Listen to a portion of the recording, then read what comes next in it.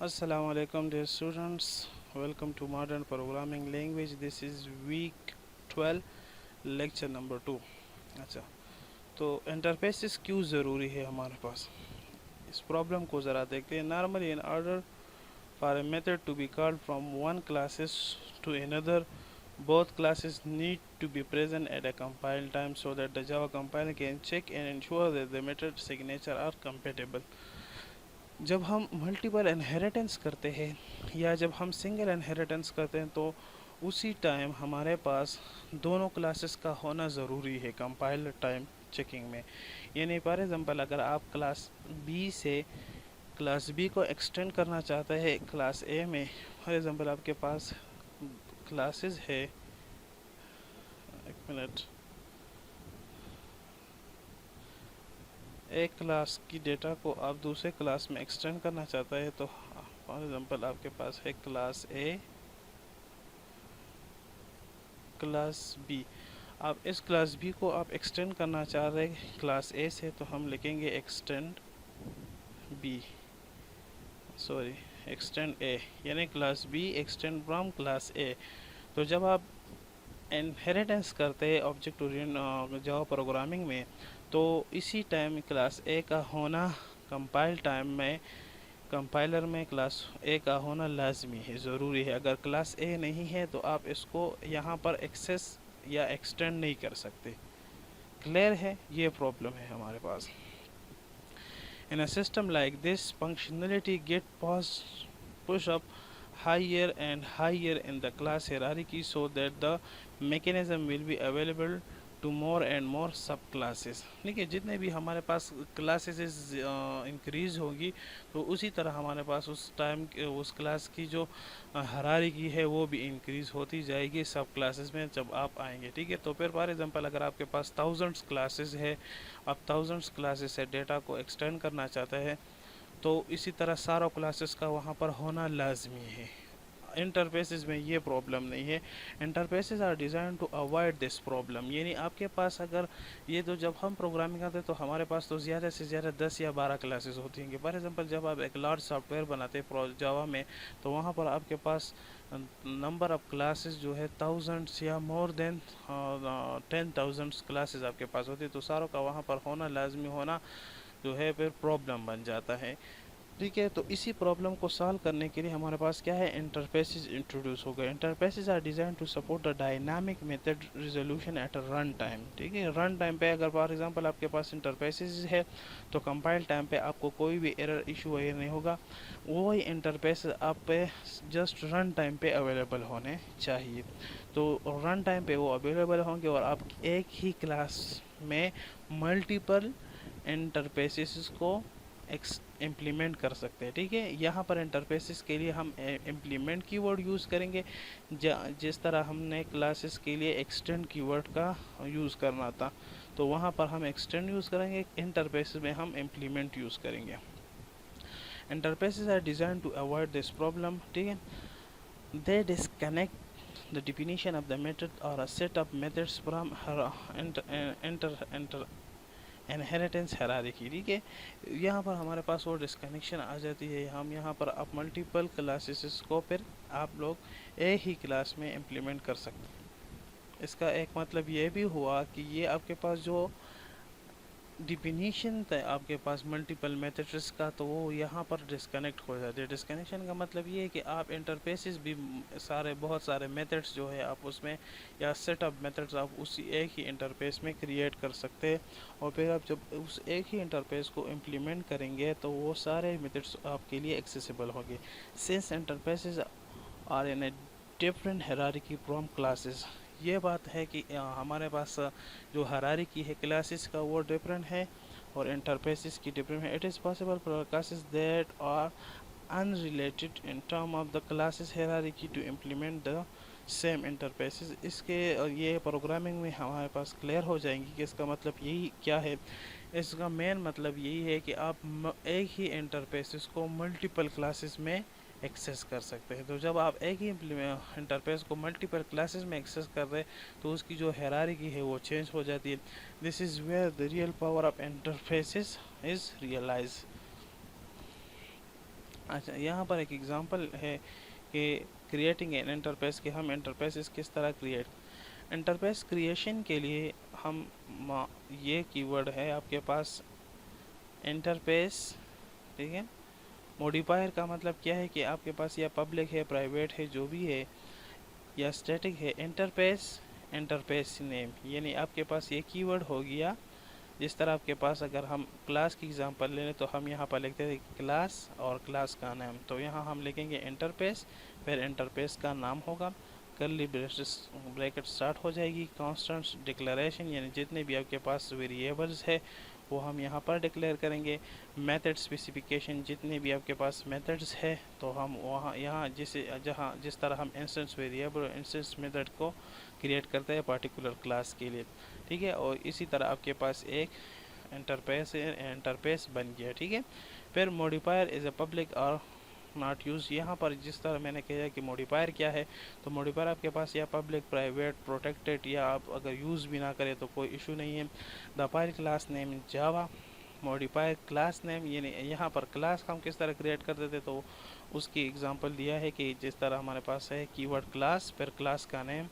अब किस तरह हम इम्प्लीमेंट करेंगे किसी क्लास में, तो ये सिंटेक्स उसके लिए यूज़ हो रहा है कि आप क्लास लिखेंगे और फिर क्लास का नाम होगा, फिर हम एक्सटेंड की जगह लिखेंगे इम्प्लीमेंट्स, ठीक है।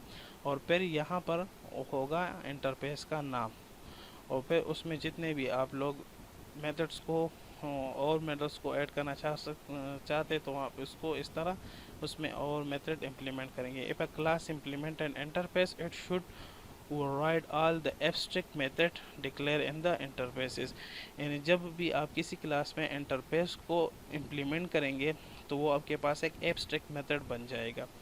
एग्जांपल को देख लेते हैं। फॉर एग्जांपल आपके पास है इंटरफेस ए,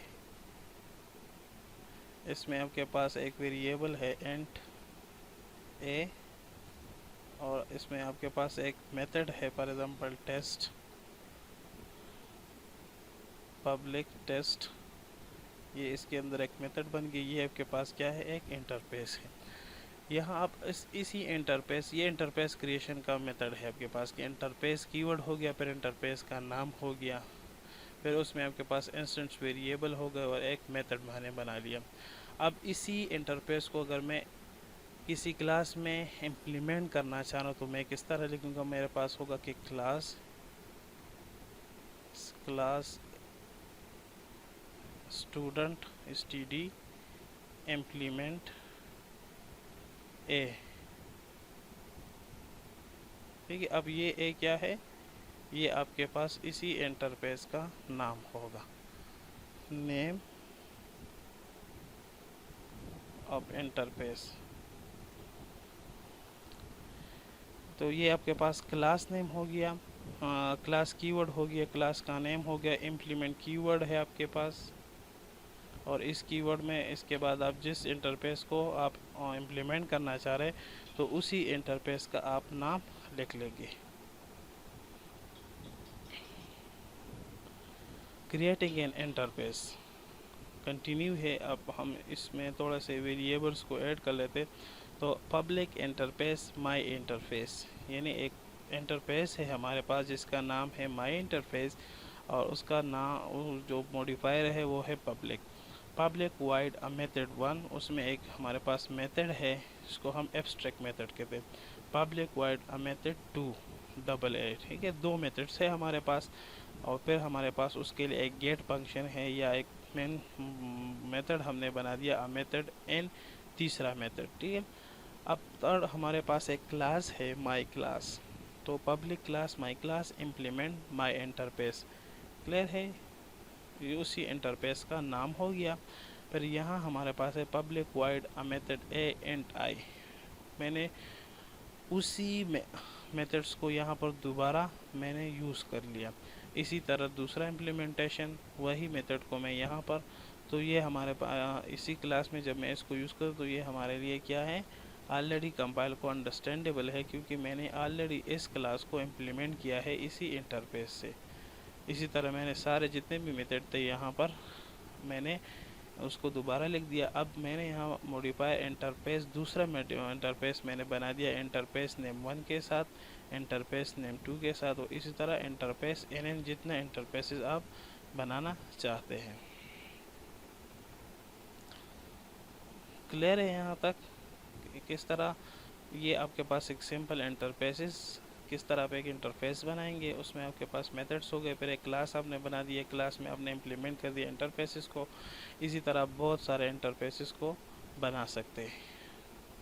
और फिर class if a class implement a multiple interfaces, it should override all the abstract method declared in the interface। इसका मतलब क्या हुआ, यानी फॉर एग्जांपल यहाँ पर देख ले तो हमने लिखा कि पब्लिक क्लास नेम, ठीक है, यानी किसी क्लास का नाम होगी इसी क्लास का, उसमें मैंने implements interface 1 interface 2 up to interface N. अब यहाँ पर मैंने लिखा मेथड 1 इम्प्लीमेंटेशन, मेथड 2 इम्प्लीमेंटेशन। तो यहाँ पर ओवरराइड का मतलब क्या है कि जो मेथड 1 इम्प्लीमेंटेशन मैंने क्लास ए में किए थे और जो इम्प्लीमेंटेशन मेथड मैंने क्लास 2 में किए थे, और इसी तरह अप टू एन जितने भी इम्प्लीमेंटेशन मेथड मैंने यूज़ किए थे, यानी ये इम्प्लीमेंटेशन मेथड इसकी बात कर रहा हूँ। तो ये हमारे पास क्या है, यहाँ पर ये सारे जितने भी इंटरफेसेस है, हर इंटरफेस के अंदर जितने भी मेथड्स है वो यहाँ पर हमारे पास ओवरराइड हो जाते हैं। यानी अगर मैंने ये लिख लिया तो पहला मेथड, दूसरा मेथड, तीसरा, लास्ट में मैंने जितने भी लिखे तो वो ओवरराइड हो जाएगा इससे पहले जितने भी मेथड्स है हमारे पास। This interface is define in Java. हाँ, यहाँ पर एक जावा प्रोजेक्ट हम बना रहे थे, जिस तरह अगर एक्लिप्स में ये उसकी रिप्रेजेंटेशन है कि एक्लिप्स में इस प्रोग्राम को हम किस तरह लिखते हैं। तो जावा में हम सबसे पहले पैकेज क्या है, जैसे आपके पास एक फोल्डर बन जाती है और यहाँ पर है पब्लिक इंटरफेस कंपेरेबल, ठीक है, ये इंटरफेस का नाम हो गया। Public and compare two objects OBJ, ये हमने एक ऑब्जेक्ट ले लिया, ऑब्जेक्ट के नाम से उस कंपेयर टू का जो हमारे पास एक मेथड है उसका, यानी सिंपल आप ये कह सकते हैं कि आपने एक मेथड्स बना दिया। पब्लिक इंटरफेस कंपेरेबल, ठीक है, वही सेंटेंस यहाँ पर दोबारा हमने लिख दिया। अब मैंने एक क्लास बना दी, क्लास सर्कल के नाम से है, extend public class circle extend shape, यानी एक आपके पास एक क्लास है सर्कल जो कि एक्सटेंड है शेप से। शेप इम्प्लीमेंट्स कंपेरेबल, यानी एक क्लास है जिसका नाम शेर है, तो एक शेर जिसका नाम शेप है, तो एक शेप क्लास है आपके पास और एक इम्प्लीमेंट कंपेरेबल, यानी एक क्लास, यहाँ पर जो क्लास सर्कल है ये एक्सटेंड है, यानी इसमें हम इनहेरिट करना चाहते हैं एक क्लास के, एक क्लास है जिसका नाम शेप है उसके एट्रीब्यूट को, और दूसरा हमारे पास एक इंटरफेस है कंपेरेबल, उस इंटरफेस को भी हम यहाँ पर जो है इम्प्लीमेंट करना चाह रहे हैं। अब यहाँ पर public and compare to object, जिस तरह हमने यहाँ पर एक बनाया था ऑब्जेक्ट, एक यानी एक मेथड हमने बनाया था, वो हमने एक्सेस कर दिया। अपग्रेड रेडियस इस सर्कल, यानी फिर हमने एक उस पर चेक लगा दिया कि अगर इसका रेडियस उस सर्कल जो सर्कल क्या है शेप क्लास के अंदर जो है उससे ग्रेटर है तो रिटर्न 1, हेल्स रिटर्न -1, रिटर्न 0। इस एग्जांपल का मकसद यही है कि आप एक ही क्लास में, यानी आप उसको किसी पार्टिकुलर क्लास और पार्टिकुलर इंटरफेस दोनों से एट अ टाइम एक्सटेंड कर सकते हैं। ठीक है, ये बात समझ में